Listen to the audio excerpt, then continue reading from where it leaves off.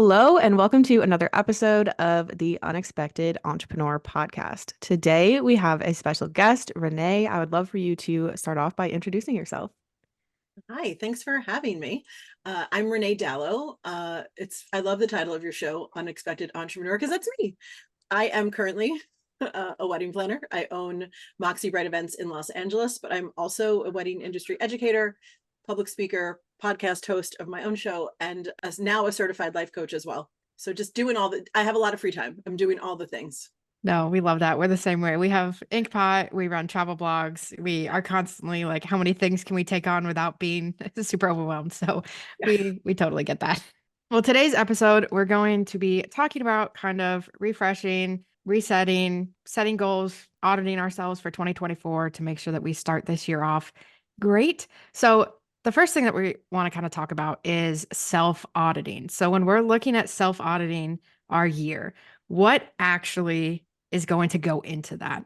Oh, I love a good self audit, right? I love like looking at my own life as if it's not my own and being like, what was she doing back in March? This character in this book does not know.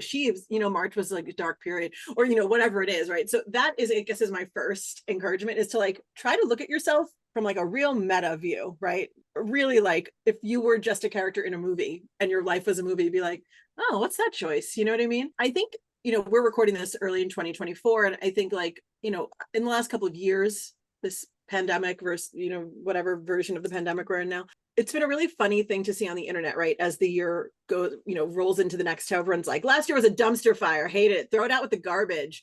And like, I feel that, right? Like I respect it. I receive it. But also like if that's all we're saying, if that's the only reflection we're doing on the year, like we're losing a lot of the nuance, we're losing a lot of the lessons. I will admit 2020 was like not really a dumpster fire for me. Like everyone was like, it's the worst. And I'm like, we had a good year actually. I mean, it was bananas. It was not Mhm. the year I thought we'd have, but like it was kind of nice baking bread and sitting around my pajamas and figuring out what else I could do entrepreneurially to make money when the thing that I was known for didn't exist anymore. Right. Yeah. That was kind of fun. So, I mean, in hindsight, I guess, Jerry and I was just like biting my nails the whole time, like, ooh. But the self-auditing piece is the piece we can't ignore. Mhm. And it's the piece I think most people actually do ignore, right? Because we're like, by 2023, me in 2024 is going to be this shiny, new, beautiful thing. And that might be true. But if you don't assess, I don't think you're going to get to that shiny, new, beautiful thing because you miss Yeah. the lessons.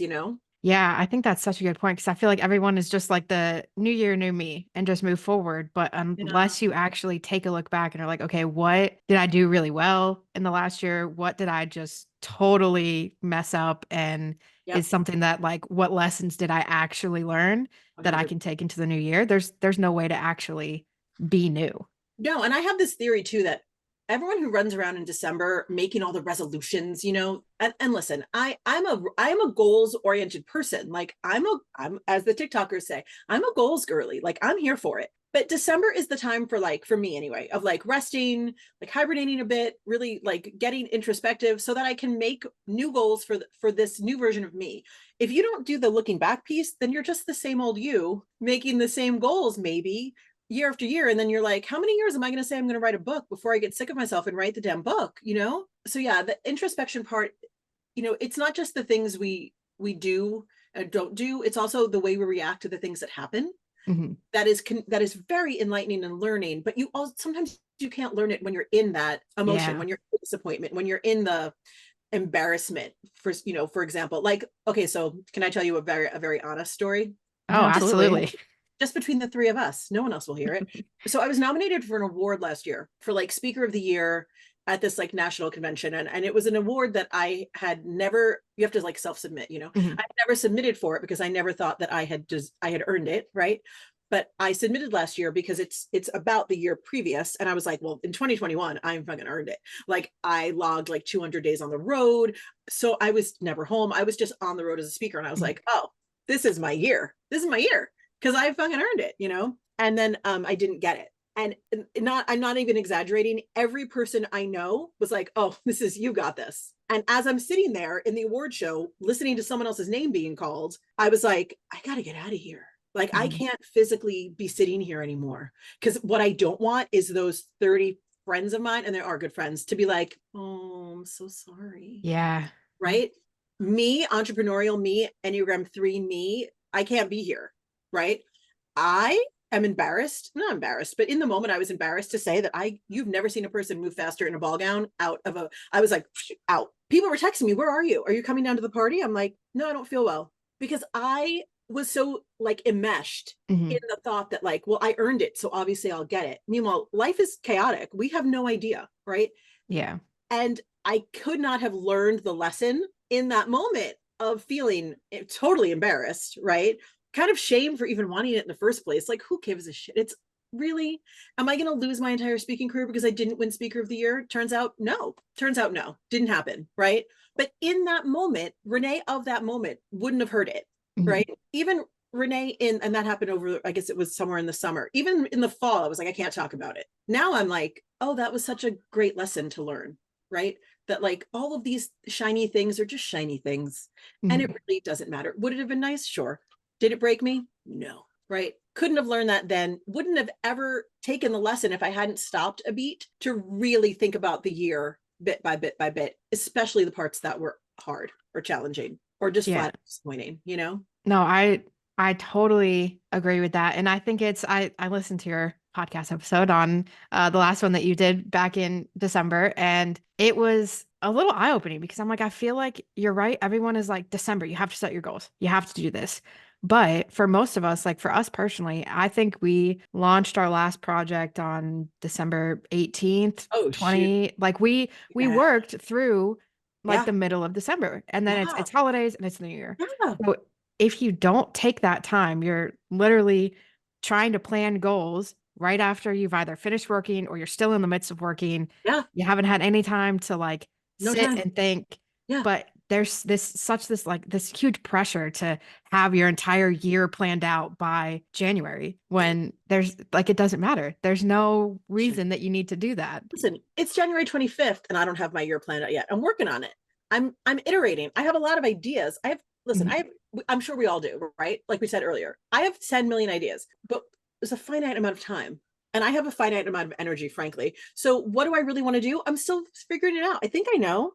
I think I'm close to knowing. Maybe by this weekend I'll know. But I think as entrepreneurs, we think there's like this force. It's like you have to do it now. I kind of got into this because I don't like being told what to do. So I tell myself what to do sometimes, and sometimes I listen. Like I'll figure it out. I'm not gonna do nothing. I know that for sure. Time is the thing that I think we don't give ourselves enough of. Kind of going off the topic too of looking back, are there any key things that we can look back on in 2023 and evaluate as we work towards more goals for Yeah. 2024?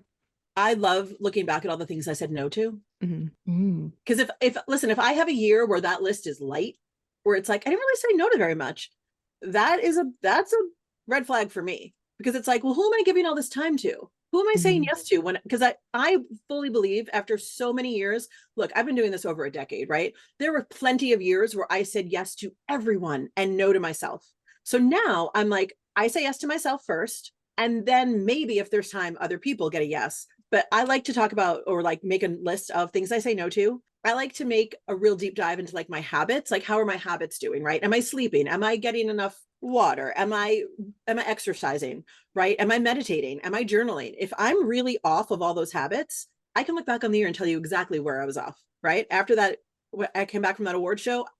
I don't want to do nothing. You couldn't tell me nothing. I was like, I'm doing nothing. Was it the most healthy thing? No, but I can look back and go, okay, so this year, 2024, if I have a disappointment, then I will know that my go-to is to abandon my habits. So maybe I can shorten that up a little bit, right? And maybe not abandon my habits for a week, but maybe just a day or two, right? I'm all about like the little baby step sort of growth, because that's what I've experienced. I haven't had the experience of going from like no movement to running a marathon. That's not realistic for me as a human. So yeah, I like to categorize my no's, my habits. I also obviously look at like hard data, like income and when the income came in and what it was about. And like, did I launch something that didn't go so well? And what was that about? Did I half-ass launch something and did it not go well? Let's be honest about that for everyone listening, right? Did I like really start launching and then kind of give up steam because I felt like an imposter? Yeah. You know what I mean? Like I can say, okay, that didn't go as well, but I think here's why. But we have to do the looking back. And I think the data doesn't always tell us the whole story. For me, it's going to always be like data and then also like habits, right? Like that's sort of where I live. And then I also, as far as the events that I am still planning with my company, you know, I go over each event in hindsight with a fine tooth comb, even at the end of the year, to be like, yeah, that one, how did that one get through the cracks? Or like, I still wish we had done that differently. Because when you have the luxury of that much time, I think you see a little more clearly, for me anyway.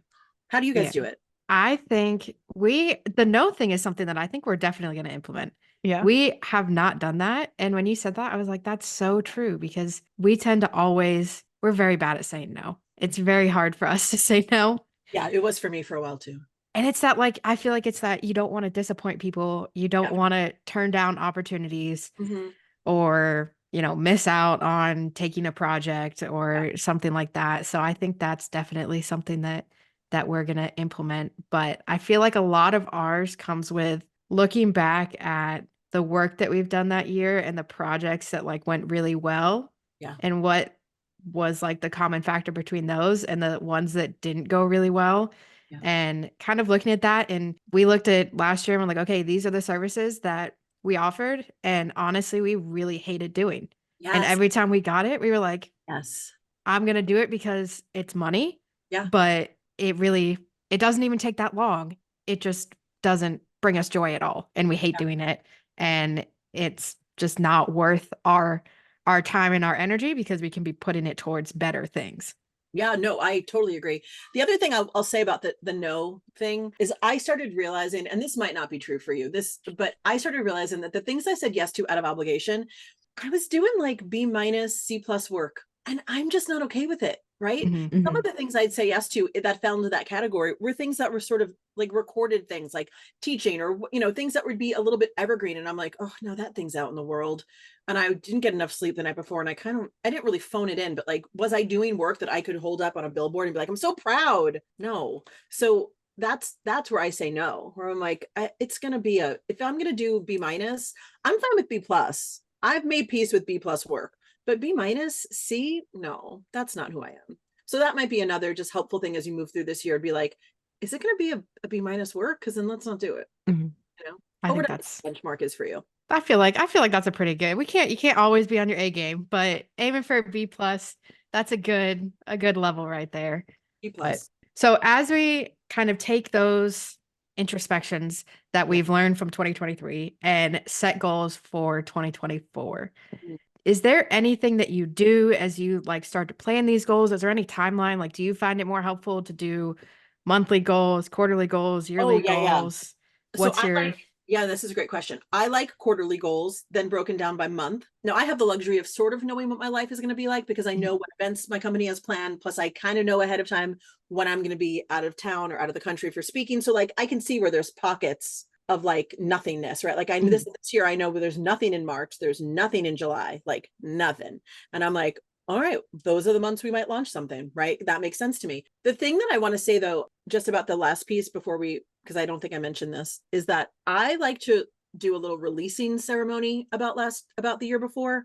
And this is like, I know I live in California, and this might be I'm not really a woo-woo, well, like a medium woo-woo person, but I make a list of all the things that I'm not doing in 2024, or like just things that I've noticed about myself, right? Like one of the things for this year moving into 2024 was like, I'm not going to like waste away time on TikTok if I'm not also creating something on TikTok. By the way, I love TikTok. Oh yeah. I could watch it like TV for hours. But if I'm not going to be creating on that platform, then I don't get to watch it. And that's one of the rules I made for myself in 2024. So what I do is I take all those things I'm not doing and I write it on little sheets of paper, like little pieces of paper. And then I go down to the beach with my candle and I dig a little well in the sand and I can burn them. Burn it. So I write it like, I am no longer wasting time on TikTok, and I burn that, right? I am no longer, who knows, like, not going to walk on the treadmill. I always sort of phrase it as like what I'm no longer doing. And then I just burn them. And I just sit with it. And then I usually journal, and then I drive myself home, because I just feel like I need to be with the water and the thing. And I just need to like energetically do something to be like, no more of this, like poof. Now, when we talk about the goal setting, first I do a big brain dump of like, what are the big crazy things, right, that I might want to do. I sometimes do the future you meditation. I'm not sure if you're familiar with that. It's like picture yourself 5 years from now or 10 years from now, like you walk into their house, who greets you. It's a future version of you. So I tend to do that every year. And I have a membership called Better where like I let everyone through that this year. So then once I recorded it, I did it with my own voice, which was weird.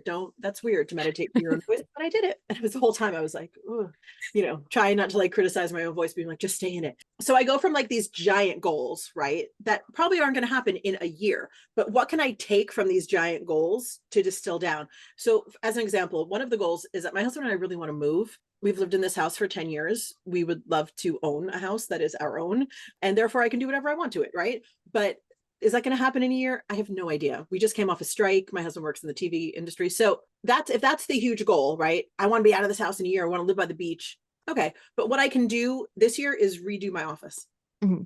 I can redecorate my office. So sometimes it gets distilled down into this thing that's like so manageable. But if I didn't have the big, hairy, audacious goal, then maybe I would never have thought about redoing this office that's been the same way for years and years, right? I do it by quarters, and then I assign those goals to a specific month. So if I'm going to do, I normally do 3 goals a quarter, and which breaks down to 1 goal a month because I know myself and I want to do all 3 goals in month 1, and that's not realistic. And then I also at the end of every quarter, so like right now I'm only making goals for quarter 1. Mm-hmm. At the end of quarter 1, I will sit down, I will reflect, I will review, and then I'll do quarter 2. I have a general idea of what I want to do, especially because quarter 4 for me is always massively busy, and I'm at Wedding MBA, and like it's just quarter 4 is just bananas all the time. So I know I'm not, for me, you guys are crazy. I'm not going to launch anything in quarter 4. I'm just going to like try to like keep myself like alive, but I won't make firm plans. Yeah. Unless I have to. Like we're making a plan to do a book launch in London. So like that has to be planned. My whole team is like, really? I'm like, yeah. Is the book finished being written? It is not. Will I finish it? I have to now. You have the date. You have to finish it. Sometimes I need to kick myself in my own butt. That was a very long answer to your very short question. No, I love that. And I think when we think about goal setting, we're always like, okay, what are our goals for the year? And normally it's a very big goal of like, I want to do this, or I want to, maybe it's I want to make X amount in my business, but we don't always go, okay, how am I actually going to make that goal happen? What are the steps to bringing that goal to life? Because you can't just say, okay, I want to make $300,000. Right. And then leave it at that. Like, how are you going to make $300,000? What are you going to do?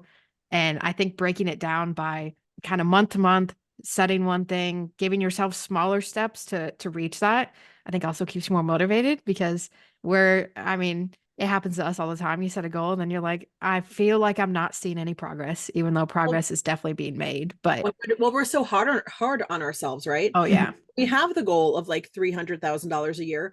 That's $25,000 a month. So how are you going to make $25,000 a month? That's real, right? I mean, you can see it. I know exactly what I'm making right now every month. So I know what months are light. And if I really do want that $25,000 a month, I better hustle my little butt off to get there. I think we make these bigger goals, which I'm all for. I want everyone to make crazy big goals, but then we have to get really granular about like, okay, how and what are the benchmarks? What are the success, metrics there?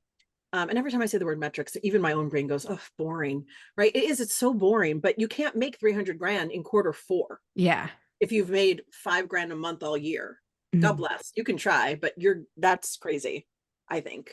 It might be a little lucky if you end up hitting that. Yeah, it'll be luck.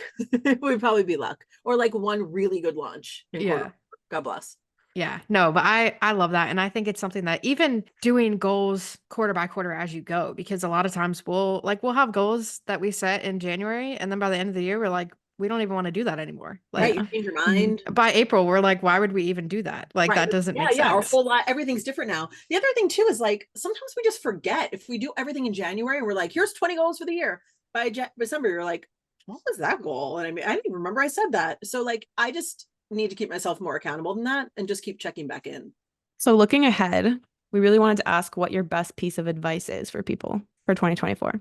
Oh my gosh. I think we all in 2024 just need to just try new things. I was having a conversation with one of the folks that I coach, and we were talking just about like the idea of staying in your lane, right? And how that's such like a boomer mentality, I think.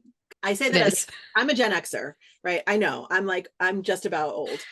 But this idea of like, oh, you can only do the one thing that you're known for and you have to just do that forever until you die is so ridiculous to me. So like, I don't know. I kind of want us all to just go out on a limb this year, right? Like do the thing, do the risky thing, or not even the risky thing, but do the thing that makes you feel kind of stupid or silly or like an imposter, do the thing that you're like, you know what? I'm going to make a TikTok about skincare because why the hell not? She says, because that's what I want to do. But like, why not? Right? Like, who's to say that any of us have to so stay in these boxes that we've built for ourselves? It's important to build the box, I guess, but then why do we have to stay there? And the other thing I will say about, and that's just a general thing, but about goal setting is I think the only way I've ever been successful at it is to keep my goals top of mind. And there's two ways I do it. I make a vision board that lives on my cell phone as the lock screen on my cell phone. Oh, yeah. Yep. So it's images and words, kind of say it. And I look at my phone 900 times a day. My phone is my best friend. I'm basically in a relationship with my phone. And I'm tired of being upset about it. It just is. That is who I am. So because I'm looking at this thing a million times a day, I may as well be looking at something that's going to manifest something for me, right? Yeah. And I'll tell you, every year I do this, these things happen, whether or not I even have any idea how they're going to happen. 2 years ago, so I will say this, I always try to make my vision board and I pick photos that are from my point of view. So therefore, if on my vision board, if I want, like I want to film a TV show, which was a real thing that I said 2 years ago, I didn't pick a photo of a TV show being filmed. I picked a photo of a guy with a camera pointing it at me, right? I filmed a TV show that year. What? Now, granted, I understand this in the realm of possibility because I live in LA and my husband's a TV producer. But when I made this thing in January, none of that, there was nothing on the horizon. And I just thought, I really want to be on TV this year, like as a wedding planner. Like, and then I was in an ABC TV show as the wedding planner in an episode. It was a prank show my husband produced. But the point is that it happened. And I looked back on the thing and I was like, oh my God. And so many other things on that vision board happened. That's just the most direct one. So the vision board is really important to me. And then also I use the full focus planner. Do you guys know the full focus planner? Shout out to Michael. I don't. So Michael Hyatt's like a big time, old timey businessman, but he has this, this full focus planner is like every day you list like your top 3 goals of the day. And then there's a little space for your schedule. And then there's just like, you see all this empty space for notes? Yeah. My brain, my little ADHD brain. I love it. So, and every week you basically identify your goals for the week. And anyway, it keeps it all very top of mind, right? Because like, say if there's a big goal to like do a March launch, well, obviously you all know you can't just launch in March. You have to start laying the breadcrumbs in the end of January at least. Yeah. So this keeps me really accountable to myself because if I don't get there, I can at least look back and be like, well, you should have started with the daily goals, months before. I have never been a paper planner person, but I started using this at the end of 2022. It's a game changer. Unfortunately, I'm sorry to say. I had never been. I always had everything online, and like we use Notion and ClickUp, and like we used a bunch of stuff. And then I don't know, midway, I guess through 2023, I was like, I really just want to write things down in colored pens, so I like can color code it to the type of work it is, and it helped me stay more productive and actually get things done. And it felt good, like physically crossing something off my list that like. It feels so good, and it like makes you feel more motivated to keep doing things. Jesse, do you ever write it down just to cross it out? Because I do that. Oh, 100%. I will make laundry. I will make very small things. I will put the smallest little task on there just so that I can cross it off. So I absolutely. I'm like so proud of myself. I'm like, I did dishes. It wasn't on the list, but I added it. To be fair, I still keep a Google Calendar. I'm sure you do too. Like, I live and die by that thing. But on a day-to-day, like a couple of years ago, pre-pandemic especially, if you'd been like, hey, what are you doing tomorrow? I'd be like, no idea. I got to look it up. I really don't. I couldn't tell you. I don't know. Now, at least I'm like, okay, this is what I've got going on this week. And I don't know, it just helps my brain. KP, what do you do? Do you do paper? No? I'm a mix. I like to do both. It depends on the week, but I love starting a Monday morning by just like writing down everything I have to do for the week. There's just something about like knowing what's going to happen every day. Brain dump is really good too. Sometimes I do that on Fridays if I'm feeling real squirrely and like things did not get done. I'll just do it on a Google page. I'll just be like, and type it all up. And then I harass my team with like, look at all the stuff that needs to be done next week. And they're like, most of that's just you. I'm like, I know, but I'm Kelsey, just hold me accountable to this. It's because like sometimes it's easier just to brain dump. But I think the biggest mistake people can make though is not making goals, like ignoring it and completely. It's never worked for me. or anyone. It's never worked for anyone I know. I don't think these things happen by chance. You have to have some sort of direction Yeah. and like path you want to move on 100, to actually move forward. 100%. Yeah. Well, thank you so much for all of these amazing tips and advice and ideas. I feel like I learned a lot and I'm going to go like reevaluate some things, but Yay. hopefully our listeners got a lot of great information out of that as well as we start off the year. So if people want to keep up with you, where can they find you online, social media, anything like that? Well, since I mentioned TikTok like 9 times, I'm at the Renee Dalo on TikTok because for some reason someone else has my name on TikTok. I don't know. They're not doing anything with it, but anyway, I'm the Renee Dalo on TikTok. I'm at Renee Dalo on Instagram. That's generally where I hang out. My website is Renee Dalo. You can just go there for all the things.